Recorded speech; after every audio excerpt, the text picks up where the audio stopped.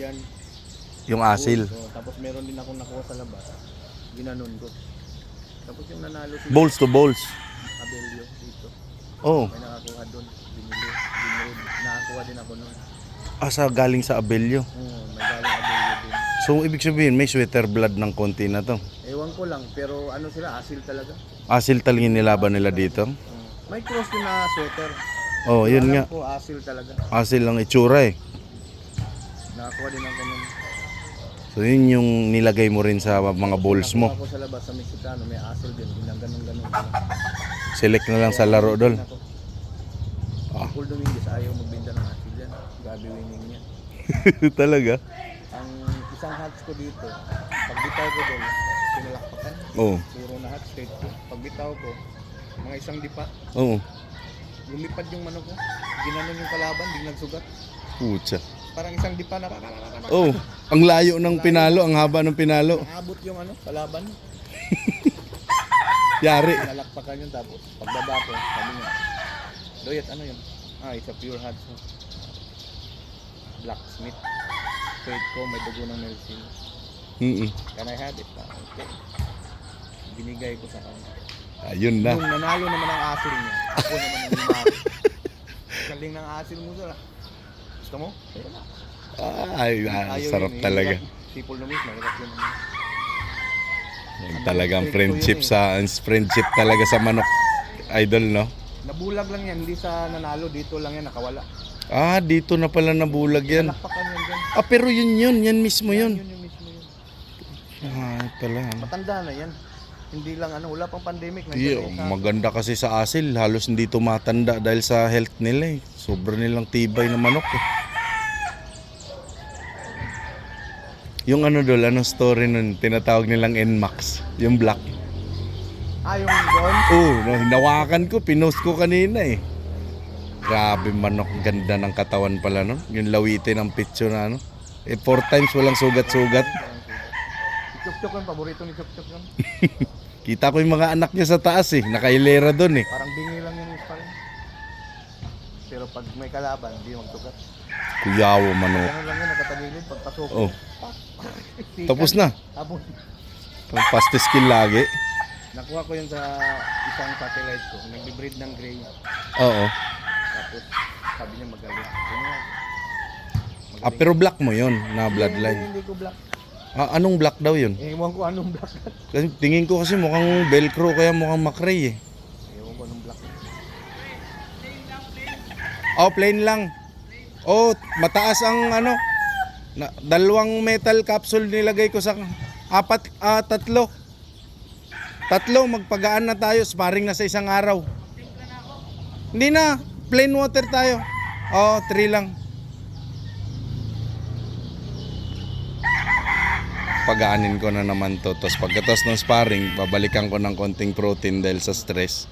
Tapos wala na, tuloy-tuloy na yung pahinga. Yung bully ko dol, mga na yun sa akin. May 10 taon na yun. Wow. Ay, grabe na ang record na na-create niya mga yan eh. Napunta din yan kay Milton Tunoy. Yung taga Ilocano Garaw. Tugi Garaw. Doon banda yung lugar niya? Sa Isabela banda? Isabela. Oo. I-ano mo na lang pre, yung mga ipahubos mo pa rin. Ha? Kasi gusto ko ma-full ang nila. Ang nilulig ko doon, hindi yan nagkakat. Pagdating niyan galing sa Mexicano. Anong unang dumating? Nilulig. Ikaw nang naglagay ng cutting talaga niyan? Ako na naglagay. Anong? Dumating sila doon, parang yung may mga asil. Ganun sila. Ang itsura? Ganun ang katawan nila. Magaganda palang katawan talaga no. Savings ako ng mga Bruce na Monterrey winner. Doon ko pinasok, doon nagkaroon ng cutting. Bruce na yellow-legged hats. Doon banat na yellow. Doon sila nag-cut. Anong year yan, Dol? Yung Almost 10 years na din yung sa akin. sa bayan halos sa bulik. Hindi, una pa yung bulik doon. Nauna pa ang bulik. Ang pinakahuli kong vlog yan yung nilulig. Pero Huling yung bloodline. Bros ko matagal na, mga 20 years na. Hanggang ngayon, Dol, nandyan pa. Andiyan ang dugo ng bros. Ang dugo, hindi na mawala yan dyan. Minsan may lalabas na yung balahibo na buwaghag. Sila yun yung... Bros. Pag ganun, Dol, ano yun? Pinipili mo pang material o iniiwas mo yung buwaghag? Namimili ako sa yun, paring, attitude. Kompleto pa rin. Attitude yung karakter ng mismong manok.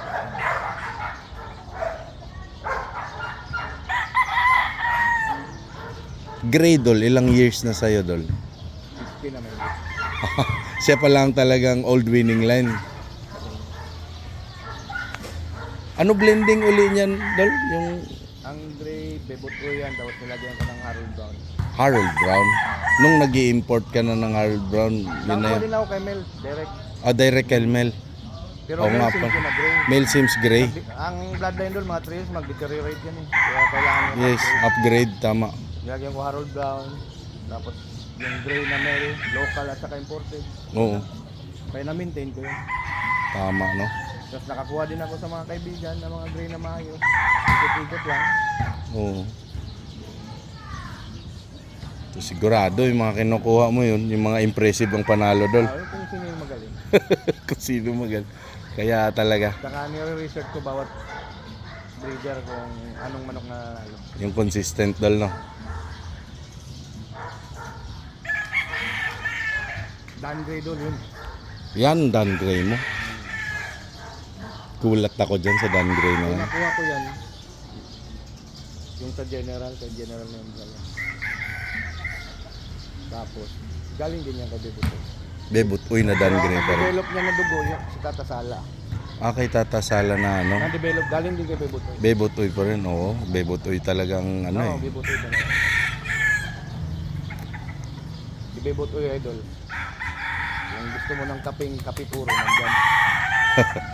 Nandyan Siyempre, to, yung cream kape of the crop na puro. Para sumarap, Oh, lalagyan mo ng blend na. creamer, lagyan mo ng sugar. Tama, titimplahan mo. Punta sa ibang breeder, doon na sumasarap. Oh, kanya-kanyang recipe na. Tama, Dol.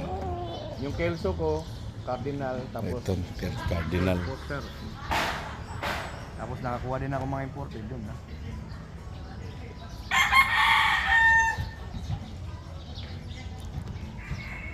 Paborito ko to. Dami namin panalo ni Engineer Kababa dito sa mga Cardinal Kelso. Sinasabi niya lang na Engineer Bacos yung pinanggalingan. Tapos sabi ko, sayang, di ko na na-meet dahil nung pandemic nga siya na ano. Hindi ko alam na si Engineer Bacos sa'yo pala na mamakyaw. 90%. Siyempre, pag kukunin niya sa akin, breeder, pag pisa, kunin niya, pag banding, kanya. Kanya na, tama. Katulad ngayon, dami kong order, 5,000. Tama. Kung saan breeder na po. Sisiw lahat yon. Siyempre, discreet na yan sila. Pag nag-record na sa kanila, kasi breeders yung mga yan eh. Okay naman yun. Ikaw ang breeder's breeder, Dol. Di ba? Hindi naman. Totoo yun.